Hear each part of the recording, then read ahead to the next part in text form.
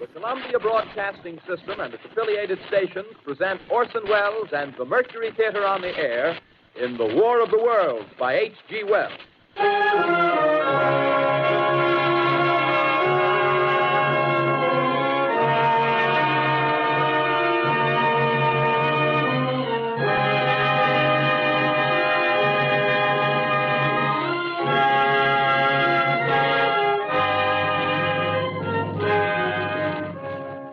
Ladies and gentlemen, the director of the Mercury Theater and star of these broadcasts, Orson Welles. We know now that in the early years of the 20th century, this world was being watched closely by intelligences greater than man's, and yet as mortal as his own. We know now that as human beings busied themselves about their various concerns, they were scrutinized and studied, perhaps almost as narrowly as a man with a microscope might scrutinize the transient creatures that swarm and multiply in a drop of water. With infinite complacence, people went to and fro over the earth about their little affairs, serene in the assurance of their dominion over this small, spinning fragment of solar driftwood, which by chance or design, man has inherited out of the dark mystery of time and space. Yet across an immense ethereal gulf, minds that are to our minds as ours are to the beasts in the jungle, intellects, vast, cool, and unsympathetic, regarded this earth with envious eyes and slowly and surely drew their plans against us. In the 39th year of the 20th century came the Great Disillusionment. Near the end of October, business was better. The war scare was over. More men were back at work. Sales were picking up. On this particular evening, October 30th, the Crosley service estimated that 32 million people were listening in on radios. For the next 24 hours, not much change in temperature. A slight atmospheric disturbance of undetermined origin is reported over Nova Scotia, causing a low-pressure area to move down rather rapidly over the northeastern states, bringing a forecast of rain accompanied by winds of light gale force. Maximum temperature 66, minimum 48.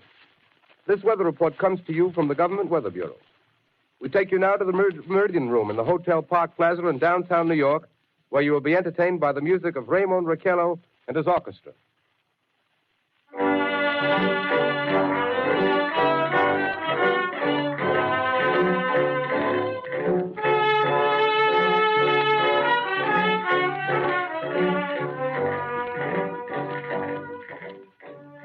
Good evening, ladies and gentlemen. From the Meridian Room in the Park Plaza Hotel in New York City, we bring you the music of Raymond Raquello and his orchestra. With a touch of the Spanish, Raymond Raquello leads off with La Campesita.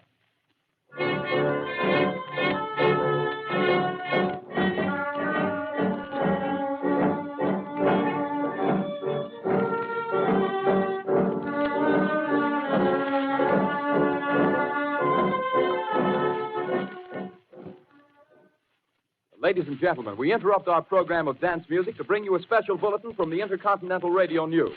At 20 minutes before 8 Central Time, Professor Farrell of the Mount Jennings Observatory, Chicago, Illinois, reports observing several explosions of incandescent gas occurring at regular intervals on the planet Mars. The spectroscope indicates the gas to be hydrogen and moving toward the Earth with enormous velocity. Professor Pearson of the observatory at Princeton confirms Farrell's observation and describes the phenomenon as, quote, like a jet of blue flame shot from a gun, unquote. We now return you to the music of Raymond Raquello, playing for you in the Meridian Room of the Park Plaza Hotel, situated in downtown New York.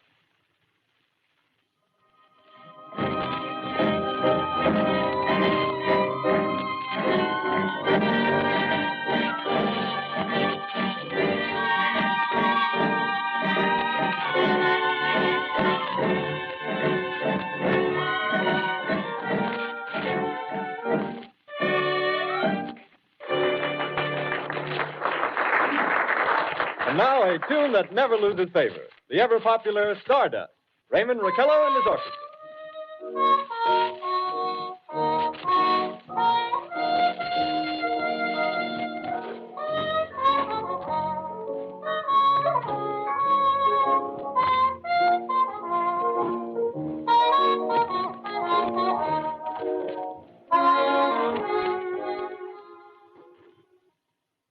Ladies and gentlemen, following on the news given in our bulletin a moment ago, the Government Meteorological Bureau has requested the large observatories of the country to keep an astronomical watch on any further disturbances occurring on the planet Mars.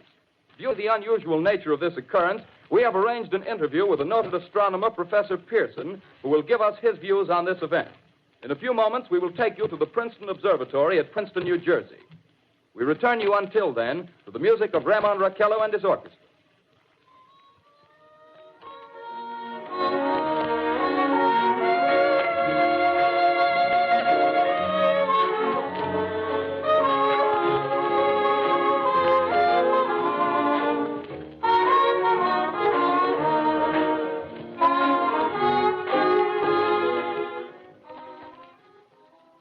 We are ready now to take you to the Princeton Observatory at Princeton, where Carl Phillips, our commentator, will interview Professor Richard Pearson, famous astronomer. We take you now to Princeton, New Jersey. Good evening, ladies and gentlemen. This is Carl Phillips speaking to you from the observatory at Princeton. I'm standing in a large semicircular room, pitch black except for an oblong split in the ceiling. Through this opening, I can see a sprinkling of stars that cast a kind of frosty glow over the intricate mechanism of the huge telescope. The ticking sound you hear is the vibration of the clockwork. Professor Pearson stands directly above me on a small platform, peering through the giant lens. I'll ask you to be patient, ladies and gentlemen, during any delay that may arise during our interview. Besides the ceaseless watch of the heavens, Professor Pearson may be interrupted by telephone or other communications. During this period, he is in constant touch with the astronomical centers of the world. Professor, may I begin our questions? Any time, Mr. Phillips. Professor, would you please tell our radio audience exactly what you see as you observe the planet Mars through your telescope? Nothing unusual at the moment, Mr. Phillips. A red disk swimming in a blue sea. Transverse stripes across the disk. Quite distinct now because Mars happens to be at the point nearest the Earth, in opposition, as we call it. In your opinion, what do these transverse stripes signify, Professor Pearson? Not canals, I can assure you, Mr. Phillips. They... Although that's the popular conjecture of those who imagine Mars to be inhabited. From a scientific viewpoint, the stripes are merely the result of atmospheric conditions peculiar to the planet. Then you're quite convinced, as a scientist, that living intelligence as we know it does not exist on Mars? I say the chances against it are 1,000 to 1. And yet, how do you account for these gas eruptions occurring on the surface of the planet at regular intervals? Phillips, I cannot account for it. By the way, Professor, for the benefit of our listeners, how far is Mars from the Earth? Approximately 40 million miles. Well, that seems a safe enough distance. Just a moment, ladies and gentlemen. Someone has just handed Professor Pearson a message. While he reads it, let me remind you that we are speaking to you from the observatory in Princeton, New Jersey, where we are interviewing the world-famous astronomer, Professor Pearson. One moment, please. Professor Pearson has passed me a message which he has just received. Professor, may I read the message to the listening audience? Certainly, Mr. Phillips. Ladies and gentlemen, I shall read you a wire addressed to Professor Pearson from Dr. Gray of the Natural History Museum, New York. Quote, 9:15 p.m. Eastern Standard Time. Seismograph registered shock of almost earthquake intensity occurring within a radius of 20 miles of Princeton. Please investigate. Signed, Lloyd Gray, Chief of Astronomical Division. Unquote. Professor Pearson, could this occurrence possibly have something to do with the disturbances observed on the planet Mars? Hardly, Mr. Phillips. This is probably a meteorite of unusual size, and its arrival at this particular time is merely a coincidence. However, we shall conduct a search as soon as daylight permits. Thank you, Professor. Ladies and gentlemen, for the past 10 minutes, we've been speaking to you from the observatory at Princeton, bringing you a special interview with Professor Pearson, noted astronomer. This is Carl Phillips speaking. We are returning you now to our New York studio.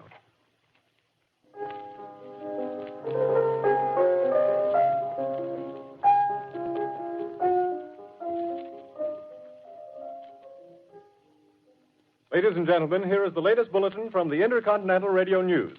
Toronto, Canada. Professor Morse of Macmillan University reports observing a total of 3 explosions on the planet Mars between the hours of 7:45 p.m. and 9:20 p.m. Eastern Standard Time. This confirms earlier reports received from American observatories. Now, nearer home, comes a special bulletin from Trenton, New Jersey.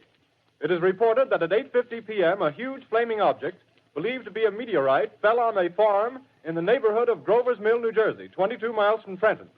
The flash in the sky was visible within a radius of several hundred miles, and the noise of the impact was heard as far north as Elizabeth. We have dispatched a special mobile unit to the scene, and we'll have our commentator, Carl Phillips, give you a word picture of the scene as soon as he can reach there from Princeton. In the meantime, we take you to the Hotel Martinet in Brooklyn, where Bobby Millett and his orchestra are offering a program of dance music.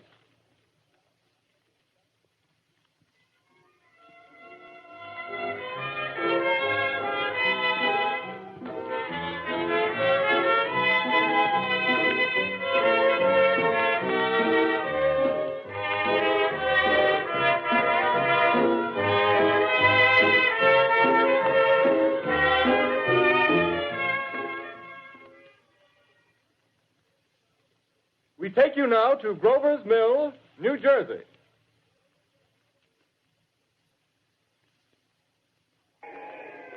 Ladies and gentlemen, this is Carl Phillips again, out at the Wilmot Farm, Grover's Mill, New Jersey. Professor Pearson and myself made the 11 miles from Princeton in 10 minutes. Well, I hardly know where to begin. To paint for you a word picture of the strange scene before my eyes, like something out of a modern Arabian Nights. Well, I just got here. I haven't had a chance to look around yet. I guess that's it. Yes, I guess that's the thing directly in front of me, half buried in a vast pit. Must have struck with terrific force. The ground is covered with splinters of a tree. It must have struck on its way down. But I can see of the object itself doesn't look very much like a meteor, at least not the meteors I've seen. It looks more like a huge cylinder. Has a diameter of, what would you say, Professor Pearson? What's that? What would you say, what's the diameter of this? About 30 yards. About 30 yards. The metal on the sheath is, well, I've never seen anything like it. The color is sort of yellowish white. Its curious spectators now are pressing close to the object in spite of the efforts of the police to keep them back. Getting in front of my line of vision. Would you mind standing one side, please? While the police are pushing the crowd back.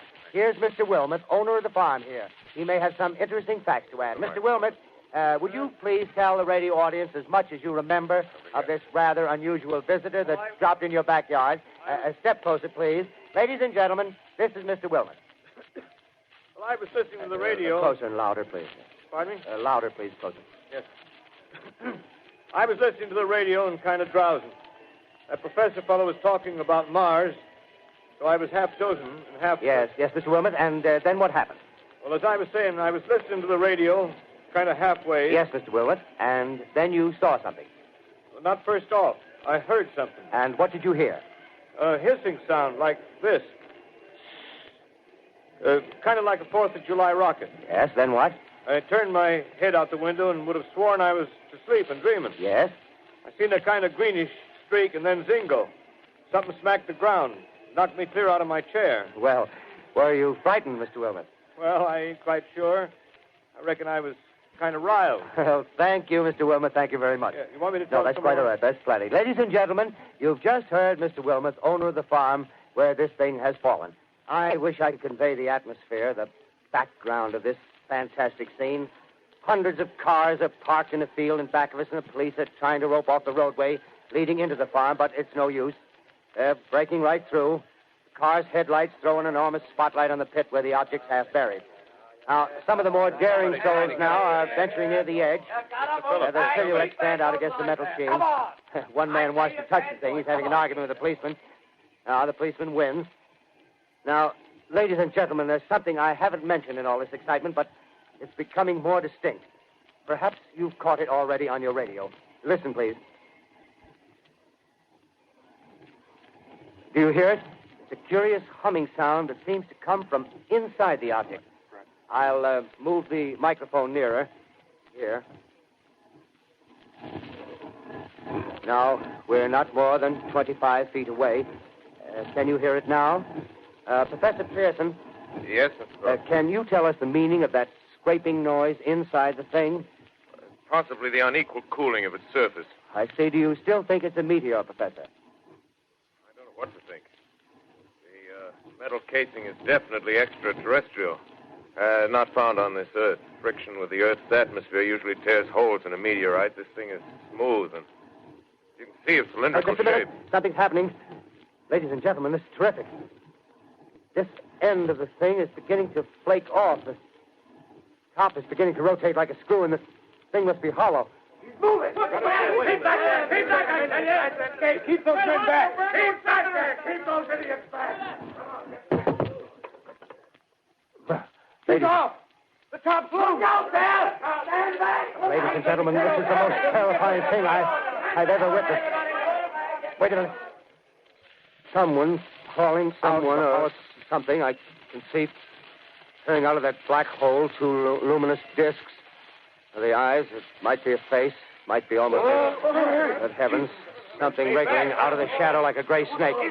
Now it's another one and another one and another one. They look like tentacles to me.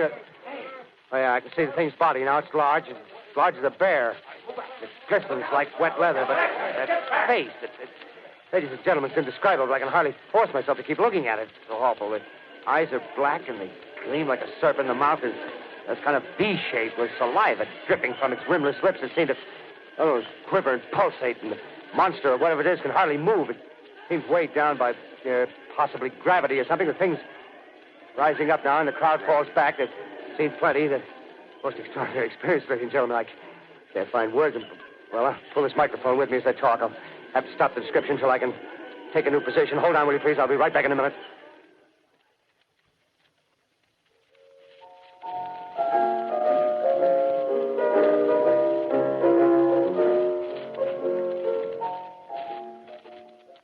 We are bringing you an eyewitness account of what's happening on the Wilmuth Farm, Grover's Mill, New Jersey.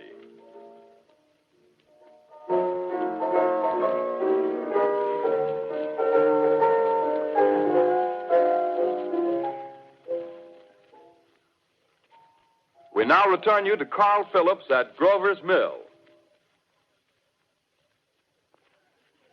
Ladies and gentlemen, am I on? Ladies and gentlemen, here I am, back of a stone wall that adjoins Mr. Wilmuth's garden. From here, I get a sweep of the whole scene. I'll give you every detail as long as I can talk and as long as I can see. More state police have arrived. They're drawing up a cordon in front of the pit. About 30 of them. No need to push the crowd back now. They're willing to keep their distance. The captain's conferring with someone. Can't quite see who. Oh, yes, I believe it's Professor Pearson. Yes, it is. Now they've parted, and the professor moves around one side, studying the object while the captain and two policemen advance with something in their hands. I can see it now. It's a white handkerchief tied to a pole. Flag of truce. If those creatures know what that means, what anything means. Wait a minute. Something's happening. Humped shape is rising out of the pit. I can make out a small beam of light against a mirror. What's that? There's a jet of flame springing from the mirror, and it leaps right at the advancing men. It strikes them head on. Lord, they're turning into flames. Now the whole field's caught up by the woods, the barns, the gas tanks of the automobiles, spreading everywhere. It's coming this way now, about 20 yards to my right.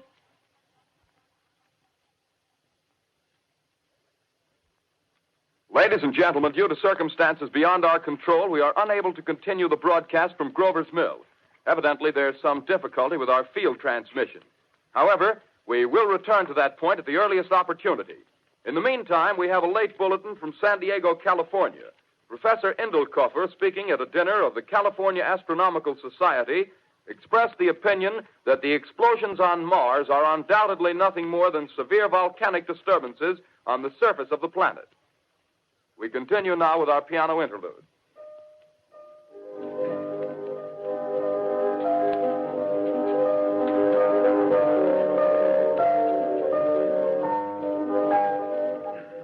Ladies and gentlemen, I've just been handed a message that came in from Grover's Mill by telephone. Just one moment, please. At least 40 people, including 6 state troopers, lie dead in a field east of the village of Grover's Mill. Their bodies burned and distorted beyond all possible recognition. The next voice you hear will be that of Brigadier General Montgomery Smith, commander of the state militia at Trenton, New Jersey. I have been requested by the governor of New Jersey to place the counties of Mercer and Middlesex as far west as Princeton and east to Jamesburg under martial law. No one will be permitted to enter this area except by special pass issued by state or military authorities. 4 companies of state militia are proceeding from Trenton to Grover's Mill and will aid in the evacuation of homes within the range of military operations. Thank you. You have just been listening to General Montgomery Smith, commanding the state militia at Trenton. In the meantime, further details of the catastrophe at Grover's Mill are coming in. The strange creatures, after unleashing their deadly assault, crawled back in their pit and made no attempt to prevent the efforts of the firemen to recover the bodies and extinguish the fire. The combined fire departments of Mercer County are fighting the flames which menace the entire countryside. We have been unable to establish any contact with our mobile unit at Grover's Mill, but we hope to be able to return you there at the earliest possible moment. In the meantime, we take you to... Just one moment, please. Ladies and gentlemen, I have just been informed that we have finally established communication with an eyewitness of the tragedy. Professor Pearson has been located at a farmhouse near Grover's Mill, where he has established an emergency observation post. As a scientist, he will give you his explanation of the calamity. The next voice you hear will be that of Professor Pearson, brought to you by direct wire. Professor Pearson.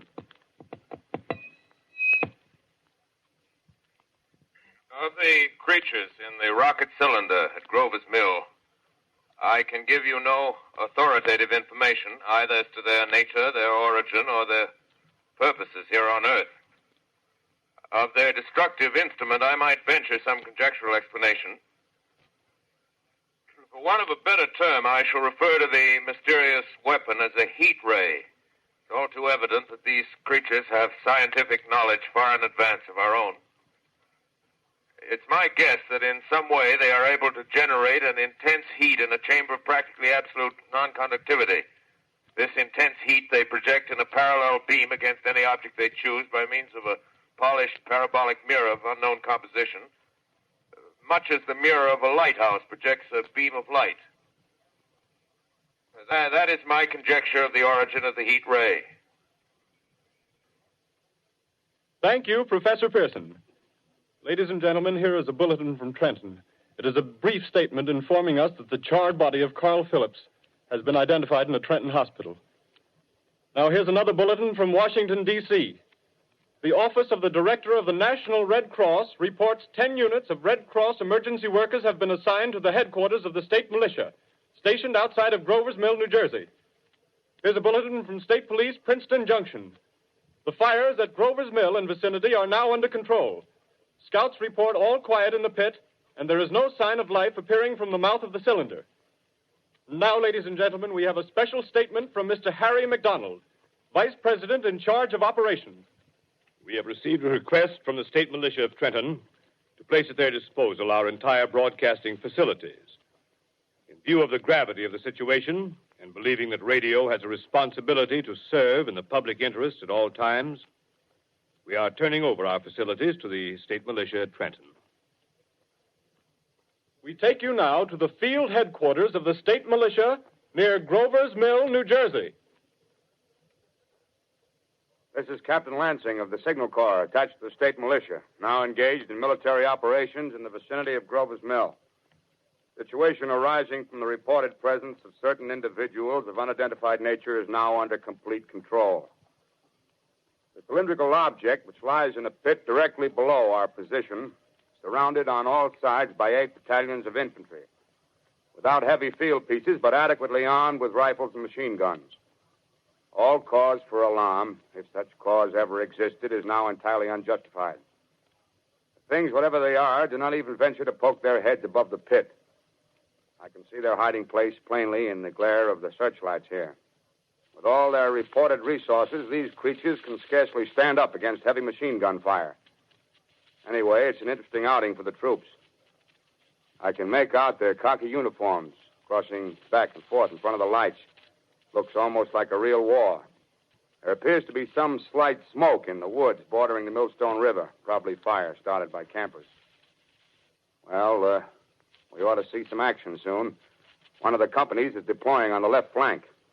A quick thrust and it'll all be over. Now, wait a minute. I see something on top of the cylinder. No, it's nothing but a shadow. Now the troops are on the edge of the Wilmot Farm. 7,000 armed men closing in on an old metal tube. A tub, rather. Well, wait, that wasn't a shadow. It's something moving. solid metal, kind of a shield-like affair rising up out of the cylinder. It's going higher and higher. What? It's standing on legs, actually rearing up on a sort of metal framework. Now it's reaching above the trees, and the searchlights are on it. Hold on.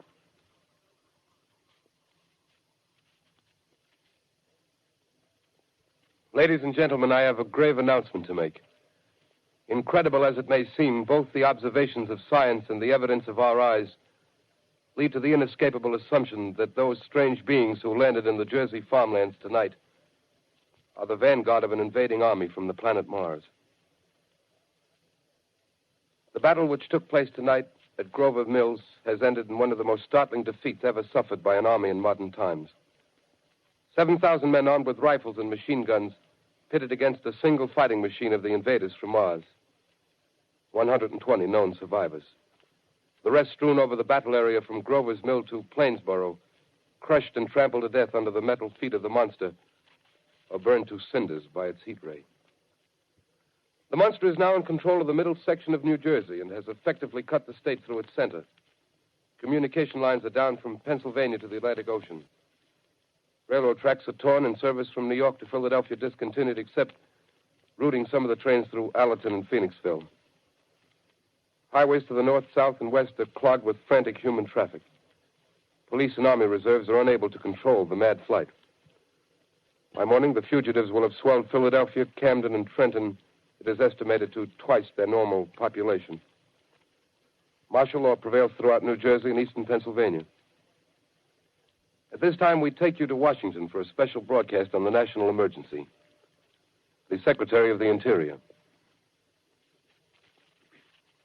Citizens of the nation, I shall not try to conceal the gravity of the situation that confronts the country, nor the concern of your government in protecting the lives and property of its people.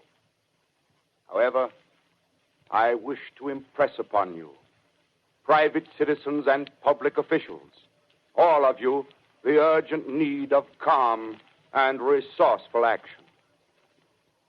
Fortunately, this formidable enemy is still confined to a comparatively small area, and we may place our faith in the military forces to keep them there. In the meantime, placing our faith in God, we must continue the performance of our duties, each and every one of us, so that we may confront this destructive adversary with a nation united, courageous, and consecrated to the preservation of human supremacy on this earth. I thank you. You have just heard the Secretary of the Interior speaking from Washington. Bulletins too numerous to read are piling up in the studio here. We're informed that the central portion of New Jersey is blacked out from radio communication due to the effect of the heat ray upon power lines and electrical equipment. Here's a special bulletin in New York. Cables have been received from English, French, and German scientific bodies offering assistance. Astronomers report continued gas outbursts at regular intervals on the planet Mars. The majority voiced the opinion that the enemy will be reinforced by additional rocket machines. There have been several attempts made to locate Professor Pearson of Princeton, who has observed Martians at close range. It is feared he was lost in the recent battle. Langham Field, Virginia. Scouting planes report 3 Martian machines visible above treetops, moving north toward Somerville with population fleeing ahead of them. The heat ray is not in use, although advancing at express train speed, invaders pick their way carefully. They seem to be making a conscious effort to avoid destruction of cities and countryside. However, they stop to uproot power lines, bridges, and railroad tracks. Their apparent objective is to crush resistance, paralyze communication, and disorganize human society. Here is a bulletin from Basking Ridge, New Jersey. Coon hunters have stumbled on a second cylinder similar to the first, embedded in the great swamp 20 miles south of Morristown. Army field pieces are proceeding from Newark to blow up the second invading unit before the cylinder can be opened and the fighting machine rigged. They are taking up a position in the foothills of Watchung Mountains. Another bulletin from Langham Field, Virginia. Scouting planes report enemy machines, now 3 in number, increasing speed northward, kicking over houses and trees in their evident haste to form a conjunction with their allies south of Morristown. Machines also sighted by telephone operator east of Middlesex, within 10 miles of Plainfield. Here's a bulletin from Winston Field, Long Island. A fleet of Army bombers carrying heavy explosive flying north in pursuit of enemy. Scouting planes act as guides. They keep the speeding enemy in sight. Just a moment, please, ladies and gentlemen. We've run special wires to the artillery line in adjacent villages to give you direct reports in the zone of the advancing enemy. First, we take you to the battery of the 22nd Field Artillery, located in the Watchung Mountains. Range 32 meters. 32 meters. Projection 39 degrees. 39 degrees. Fire. 140 yards to the right, sir. Shift range 31 meters. 31 meters. Projection 37 degrees. 37 degrees. Fire.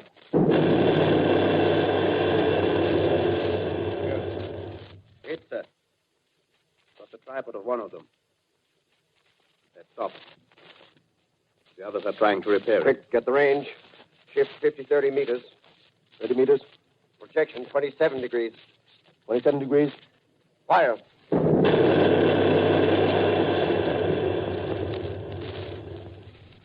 Can't see the shell land, sir. Letting off a smoke. What is it? Black smoke, sir. Moving this way. Lying close to the ground. Moving fast. Put on gas masks.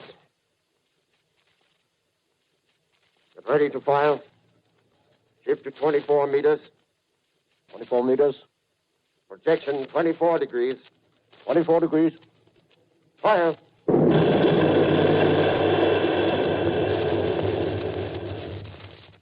Still can't see, sir. Smoke's coming nearer. Get the range. 23 meters. 23 meters. 23 meters. Protection 22 degrees. 22 degrees.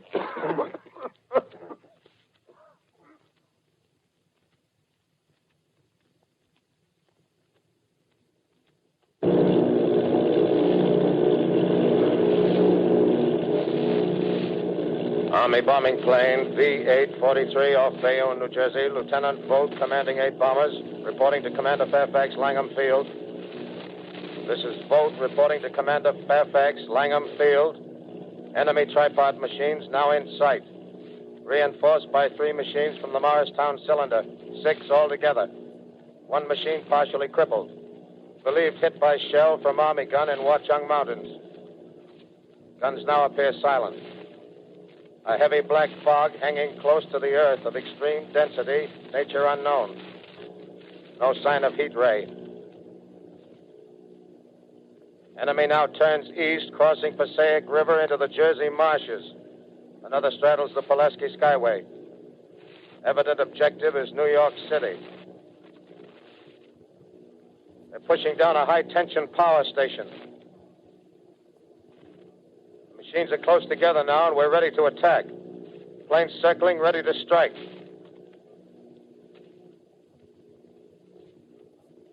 A 1,000 yards, and we'll be over the first.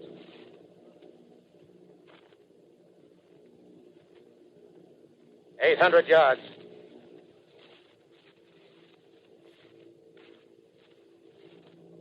$600.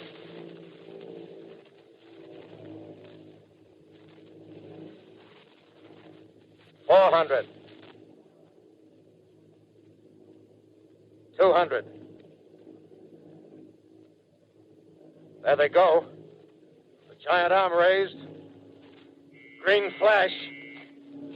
They're spraying us with flame. 2,000 feet. Engines are giving out. No chance to release bombs. Only one thing left. Drop on them, plane and all. We're diving on the first one. Now the engine's gone. 8.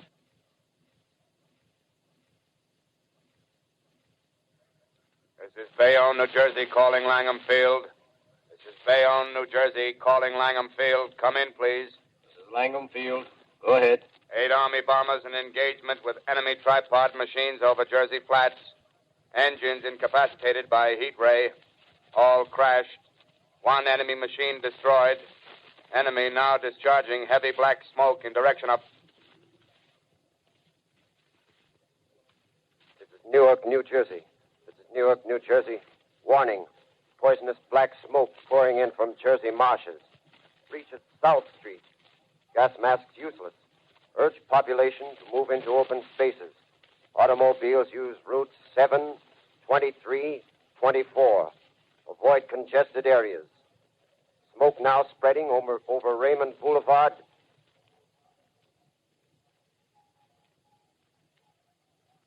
X2L calling CQ, 2X2L calling CQ, 2X2L calling 8X3R. Come in, please.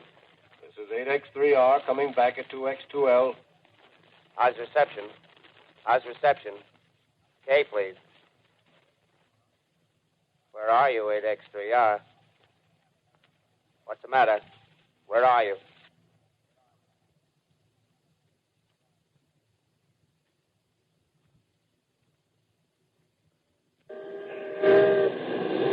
I'm speaking from the roof of Broadcasting Building.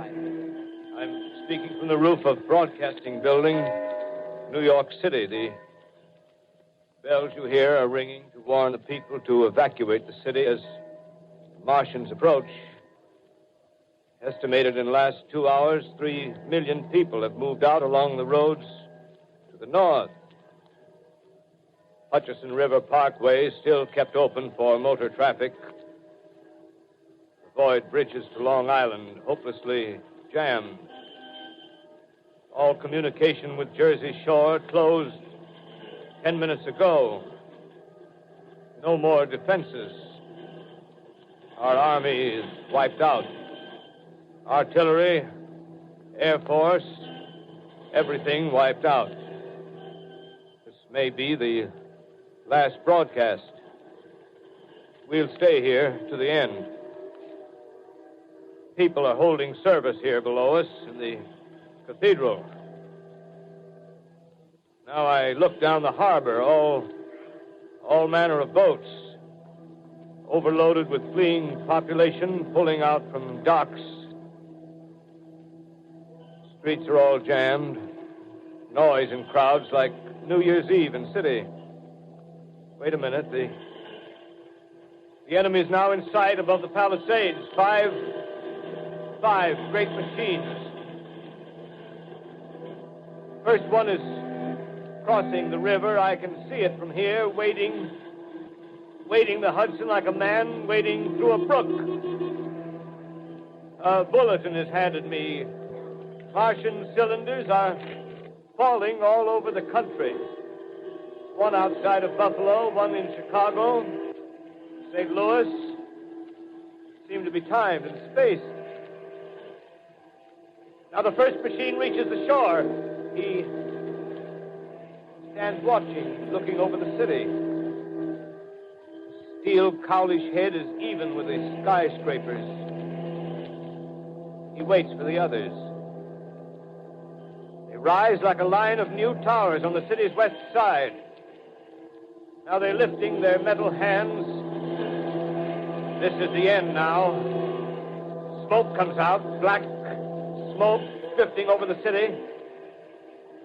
People in the streets see it now. They're running toward the East River, thousands of them, dropping in like rats. Now the smoke's spreading faster. It's reached Times Square. People are trying to run away from it, but it's no use. They're falling like flies. Now the smoke's crossing 6th Avenue, 5th Avenue. 100 yards away. It's 50 feet.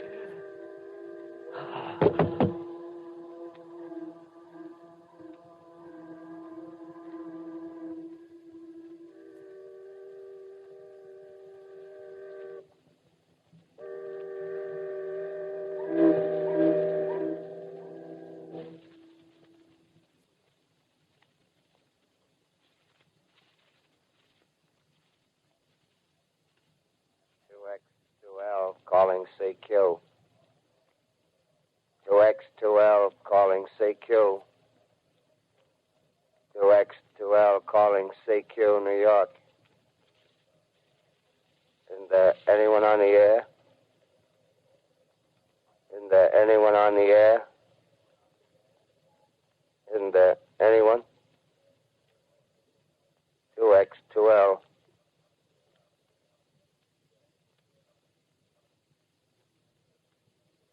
You are listening to a CBS presentation of Orson Welles and the Mercury Theater on the Air in an original dramatization of The War of the Worlds by H.G. Wells. The performance will continue after a brief intermission. This is the Columbia Broadcasting System. The War of the Worlds by H.G. Wells, starring Orson Welles and the Mercury Theater on the Air.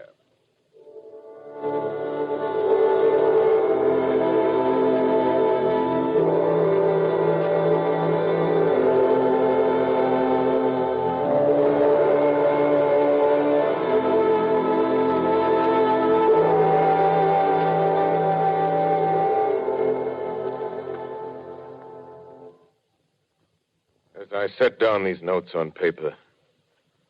I'm obsessed by the thought that I may be the last living man on Earth. I've been hiding in this empty house near Grover's Mill, a small island of daylight cut off by the black smoke from the rest of the world. All that happened before the arrival of these monstrous creatures in the world now seems part of another life. A life that has no continuity with the present. Furtive existence of the lonely derelict who pencils these words on the back of some astronomical notes bearing the signature of Richard Pearson. I look down at my blackened hand and I try to connect them with a professor who lives at Princeton and who, on the night of October 20th, glimpsed through his telescope an orange splash of light on a distant planet. My wife, my colleagues, my students, my books, my observatory, my world. Where are they? Did they ever exist? Am I Richard Pearson? What day is it? Do days exist without calendars? Does time pass when there are no human hands left to wind the clocks? Writing down my daily life, I tell myself I shall preserve human history between the dark covers of this little book that was meant to record the movements of the stars. But to write, I must live, and to live, I must eat. Find moldy bread in the kitchen and an orange not too spoiled to swallow.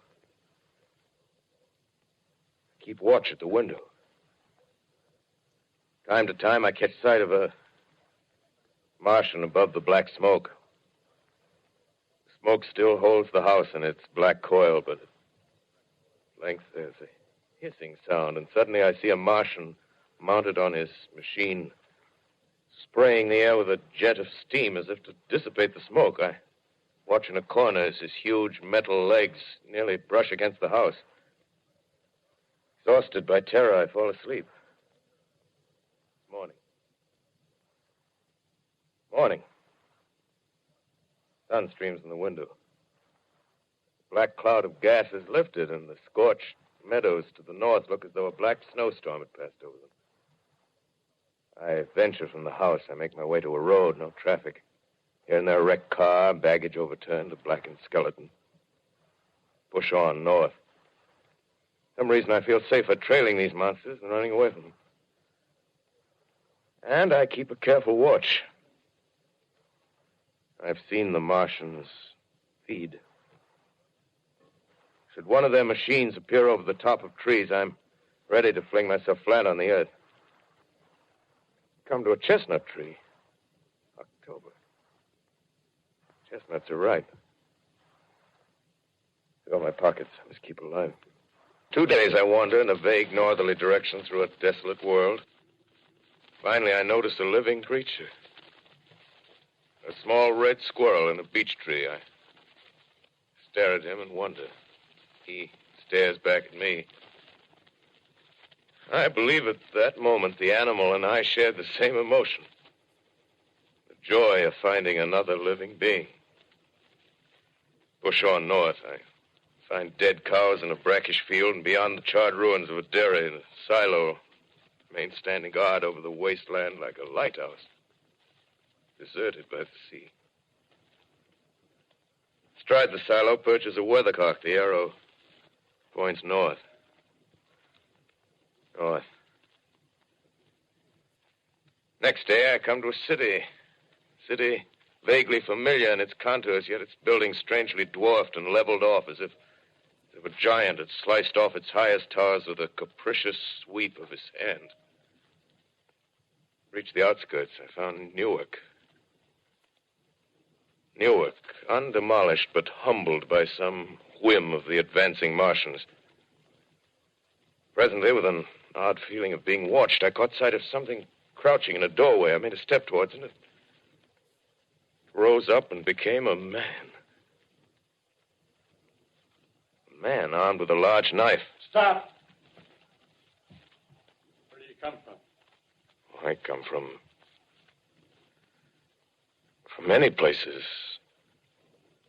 A long time ago, from Princeton. Princeton, huh? That's near Grover's Mill. Yes. Grover's Mill. There's no food here. This is my country. All this end of town down the river. There's only food for one. Which way are you going? I don't know. I guess I'm looking for people. Hey, what was that? Did you hear something just then? No. Only a bird. A live bird. You get to know that birds have shadows these days. Say, we're in the open here. Let's crawl in this doorway here and talk. Have you seen any Martians? No. They're going over to New York. Night, the sky's alive with their lights, just as if people were still living in it. By daylight, you can't see them. 5 days ago, a couple of them carried something big across the flats from the airport. I think they're learning how to fly. Fly? Yeah, fly. Then it's all over with humanity. Stranger, there's still you and I. 2 of us left. Yeah. They got themselves in solid. They wrecked the greatest country in the world.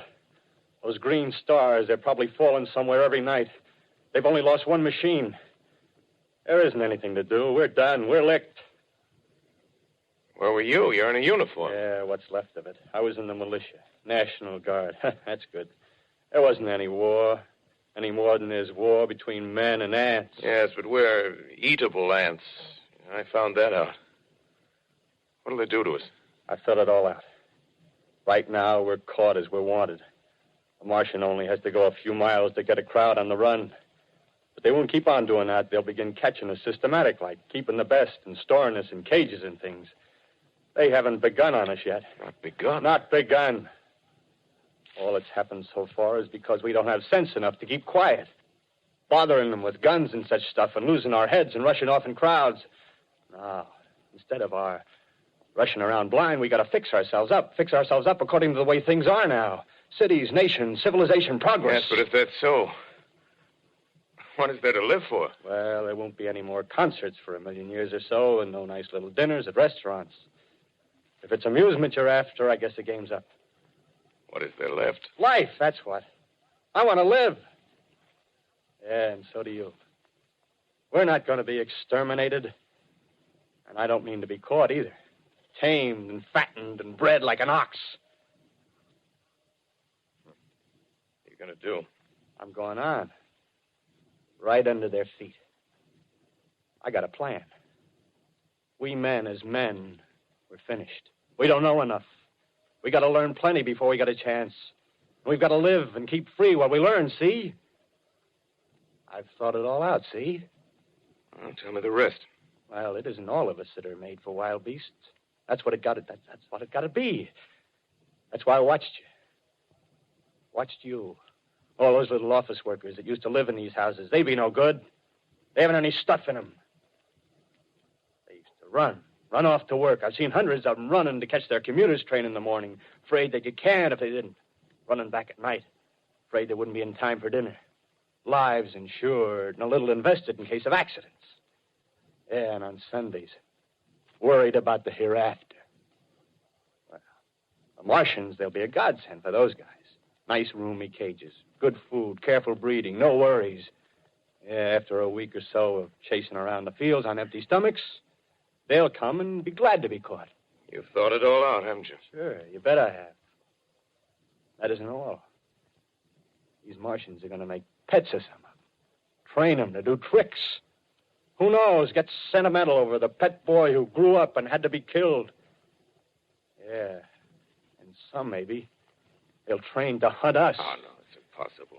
Human. Yes, they will. There's men who do it gladly. If one of them ever comes after me, by... In the meantime, you and I and others like us, where are we to live when the Martians own the Earth? I got it all figured out. We'll live underground. I've been thinking about the sewers. Under New York, there are miles and miles of them. The main ones, they're big enough for anybody. Then there's cellars, vaults, underground storerooms, railway tunnels, subways. You begin to see, huh? We'll get a bunch of strong men together. No weaklings. That rubbish, out. As you meant me to go. All right. Give you a chance, didn't I? Won't quarrel about that. Go on. Well, we got to make safe places for us to stay in, see? Get all the books we can. Science books. That's where men like you come in, see? We raid the museums. We'll even spy on the Martians. May not be so much we have to learn before... Listen. Just imagine this. 4 or 5 of their own fighting machines suddenly start off. Heat rays right and left. Not a Martian in them. Not a Martian in them, see? But men. Men who've learned the way how. May even be in our time. Gee. Imagine having one of them lovely things with a heat ray wide and free. We'd turn it on Martians. We'd turn it on men. We'd bring everybody down on their knees. That's your plan. You, me, a few more of us. We'd own the world. I see. Hey. Hey, what's the matter? Where are you going? Not to your world. Bye, stranger. Well, after parting with the artilleryman, I came at last to the Holland Tunnel, entered that silent tube, anxious to know the fate of the great city on the other side of the Hudson. Cautiously, I came out of the tunnel and made my way up Canal Street. Reached 14th Street, and there again were black powder and several bodies and an evil, ominous smell from the gratings of the cellars of some of the houses. I wandered up through the 30s and 40s, stood alone on Times Square, caught sight of a lean dog running down 7th Avenue with a piece of dark brown meat in his jaws and a pack of starving mongrels at his heels. Made a wide circle around me as though he feared I might prove a fresh competitor. Walked up Broadway in the direction of that strange powder, past silent shop windows, displaying their mute wares to empty sidewalks. Past the Capitol Theater, silent, dark. Past a shooting gallery where a row of empty guns faced an arrested line of wooden ducks. Near Columbus Circle, I noticed models of 1939 motor cars in the showrooms facing empty streets. Over the top of the General Motors building, I watched a flock of black birds circling in the sky. Hurried on. Suddenly, I caught sight of the hood of a Martian machine, standing somewhere in Central Park, gleaming in the late afternoon sun. An insane idea. I rushed recklessly across Columbus Circle and into the park. I climbed a small hill above the pond at 60th Street, and from there I could see, standing in a silent row along the mall, 19 of those great metal titans, their cowls empty, their steel arms hanging listlessly by their sides. I looked in vain for the monsters that inhabit those machines.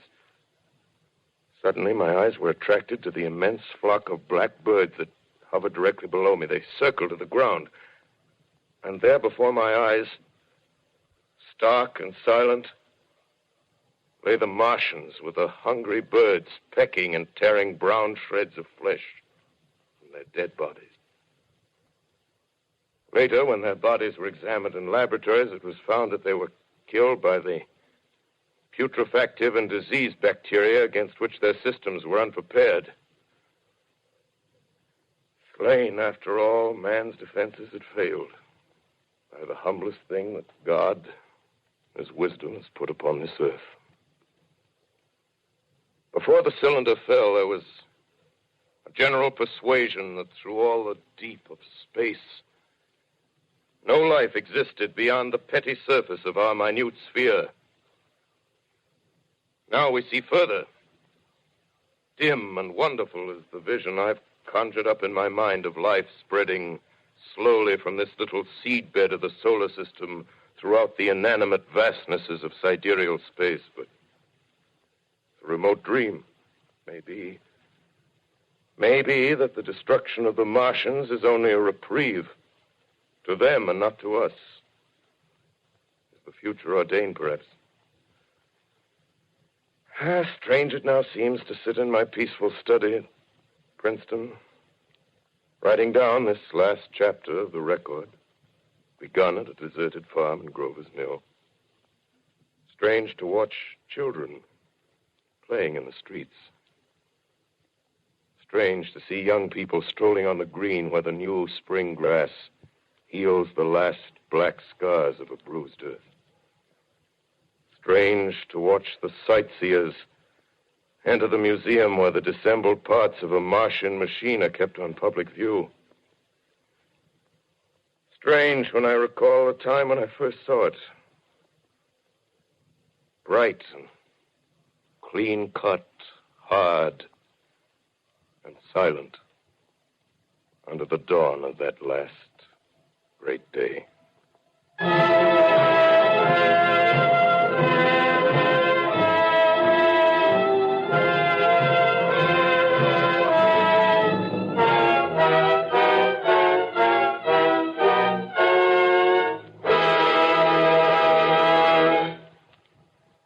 This is Orson Welles, ladies and gentlemen. Out of character, to assure you that the War of the Worlds has no further significance than as the holiday offering it was intended to be. The Mercury Theater's own radio version of dressing up in a sheet and jumping out of a bush and saying boo. Starting now, we couldn't soap all your windows and steal all your garden gates by tomorrow night, so we did the best next thing. We annihilated the world before your very ears and utterly destroyed the CBS. You will be relieved, I hope, to learn that we didn't mean it and that both institutions are still open for business. So goodbye, everybody, and remember, please, for the next day or so, the terrible lesson you learned tonight. That grinning, glowing, globular invader of your living room is an inhabitant of the pumpkin patch, and if your doorbell rings and nobody's there, that was no Martian. It's Halloween.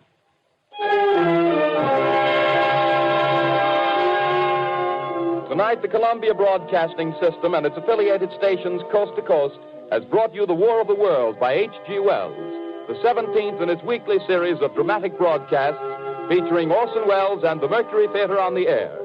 Next week, we present a dramatization of 3 famous short stories. This is the Columbia Broadcasting System.